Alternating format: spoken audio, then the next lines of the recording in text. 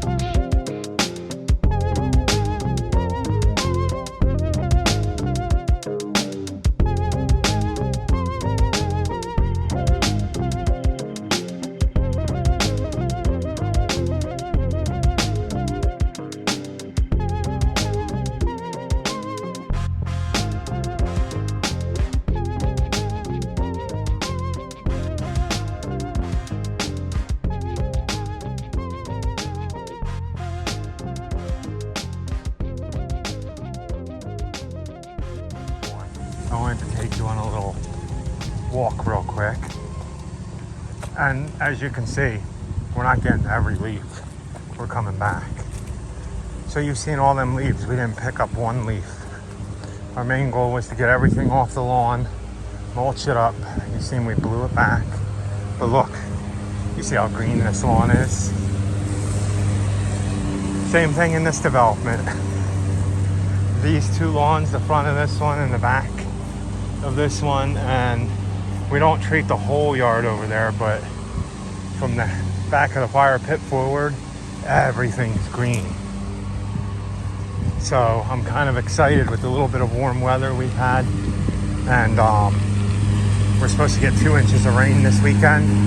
And if you see what we do, you see all these little mulched pieces of leaves, that starts them breaking down.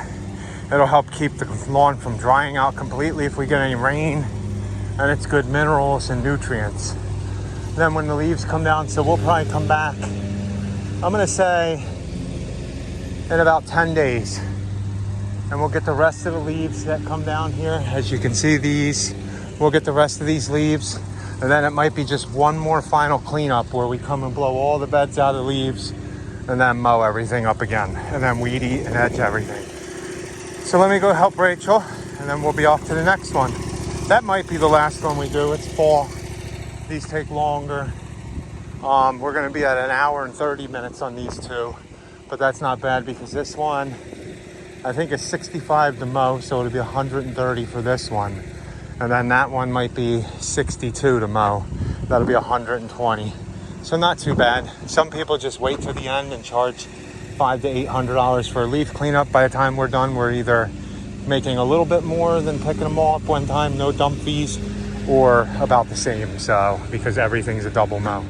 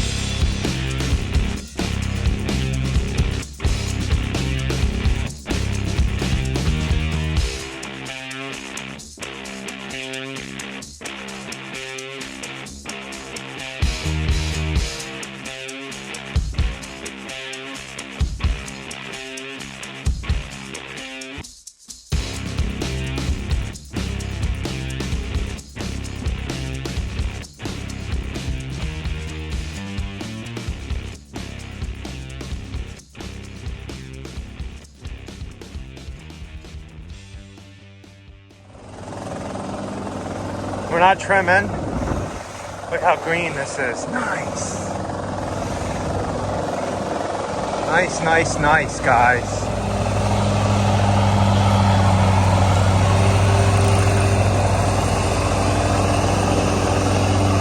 Nice. Green, green, green, green.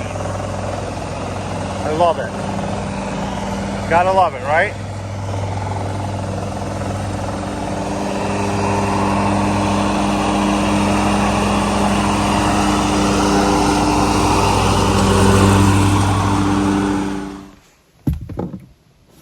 Man, you're bright today, boss. I'm bright? You're blinding me. Yeah. I can't see. Yeah, the sun is like right here. So you guys know what time it is if the sun is going towards the west more. It's quitting time, right? Yeah. Is that what time it is? It's 4 o'clock. Oh, it got breezy again. Oh, it did. So, like, leaves are not fun when the wind picks up. No, and we get a lot of wind here in the They mountains, just so. don't go where you want them to. But you seem we made it work. Yeah, that's like, I love the beast. I have to tell you guys again and again and again, I love that mower. I know sometimes he sounds like he's having a tough time with the big pile of leaves, but he gets it done. We got it. You guys seen that was a lot of leaves in the front of that 1 yard, the first one I was blowing. That was a ton of leaves, and what I would say 95% of them got mulched back up into the lawn, and then maybe the other 5% got blown into the woods. Yeah. Well, and he has a lot of pine needles that come down. I tried to get as much of them because I didn't really want you to mulch them too much. Yeah. So I tried to get them into the woods in the Well, backyard. I think that they kind of just blow. Yeah. Like, I mean, even though I'm mowing that, I don't know if it really mulches the pine needles up that much. I think it just kind of blows them into that area. So I go backwards at that point so that I can make them go. You go every which way. I know, I do. I forwards, do look like I probably have sideways. like ADD when I'm mowing, but it's because I want to try to push the leaves in the direction of the woods. So yeah, I do. I like go backwards and do like weird little spins just to get them to go into the direction that I want. I'm going to use my mower to my advantage, man. Like, I'm not going to buy another ride-on blower thing for 10 grand when I have a mower that is perfectly fine. Or a sucker that sucks them all up because... Yeah, But- we have woods. I mean, if like the third one that we did, Carl ended up going back there with his mower so that he could, you know, use close a chute blocker and mulch them up a little bit more. Then I blew them all the way down into the where Rachel was mowing. And like I said, we get rid of 95% of the leaves. It don't matter how many fall. The first one was thick, thick and wet leaves, and Rachel mulched them all up. I blow them in, they break down back, and it's food from Mother Nature. Yeah, that one we don't. Those two we don't ever have to take any leaves from that property. The next one, it just depends on like how many more leaves come down out of the trees and how many I blow out of the beds. But I think there's not there on the one side there's barely any in the beds. On the other side there's a lot in the beds. But that's the side that has that big oak tree. Yeah. So, and then I blew out the other side of the bed. I probably started on the wrong side. I probably should have come over with you, but she stopped me. Yeah, somebody, minutes, so. Another landscaper came and cut half her bush down. Yeah. She has a 30-foot hedge, about a 90-foot hedgerow in the back. Yeah, it's pretty And cool. we pruned it before. It's on the channel. Last year, yeah. Mm-hmm. Somebody had come and I guess was pruning a neighbor's yard on the other side, and he cut about, I'd say about 30 feet of the 90 feet. They trimmed it. He thought it was the other people's property. And she came out saying something, and she told them that they had to prune the whole rest of the shrub, even though we usually do it, only because you can't leave it half pruned. And they tried to say that they pruned it 2 years ago when the old people were there, and she said, no, I've been in this house for 15 years. Nobody's ever touched that shrub. No, because she pruned it 1 year, and then she finally broke down and had us prune it last year.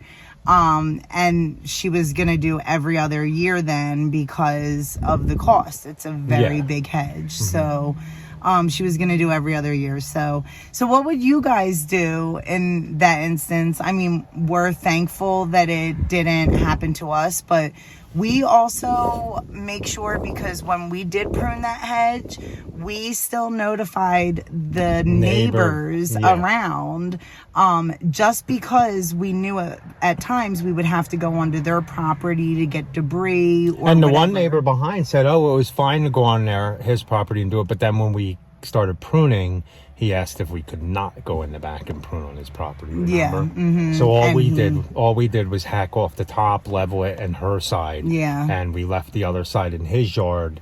And I cleaned up some of the debris, and then he kind of was like, "Oh, I'll get the rest." So, you People really are funny do. when you go in their yards. Yeah. I mean, it's not you're not who they hired. So, we always cross our T's and dot our I's. But that's why it's always good to have a written down contract and a written down estimate of every little detail of a job, even going and pulling all the weeds out of the beds. If you don't have every little detail and send a quote to that person for all the job, you're going to end up getting stiffed in the end, because you should have it written down. Even if somebody comes out and says, hey, I got a job, I need all these bushes pruned. Usually we don't have time just to say, okay, we'll do it that day. But Rachel will tell them, and if we tell them, well, it's going to be $580 to prune all your bushes for the day, Rachel will tell them we'll go home and write up a thing, an estimate, send it out to them. We get the approval through our program for it, and we don't touch the job until we get that approval. Yeah. So, and we have told you guys this before, that there's even sometimes where we do half deposits depending on the materials. But yeah, we always, even with just simple mowing and fertilizing. The beginning of the season, we write down, this is what your mowing price consists of, and we do every week until weather, then we do mow depending on weather. And even if the clients aren't reading it, you guys have to cross your T's and dot your I's. Because if you are expecting one thing and the client's expecting another, and it's not lined up, if you have it written down and everything that you went through before that job, you cover your back. You can be like, listen, we wrote every scope of the job down, so if you need something else done, it's going to be added to the job. Just make sure you're detailed and putting all in, like Carl said, your scope of work, because it's important. So hopefully you like them little tips, that little leaf cleanup. So we're done for the day. We're not going to do the last one. We have to run to the post office. So we're going to call it quits. So please like, comment, share, and subscribe. And be happy, guys. Or at least try. Have a good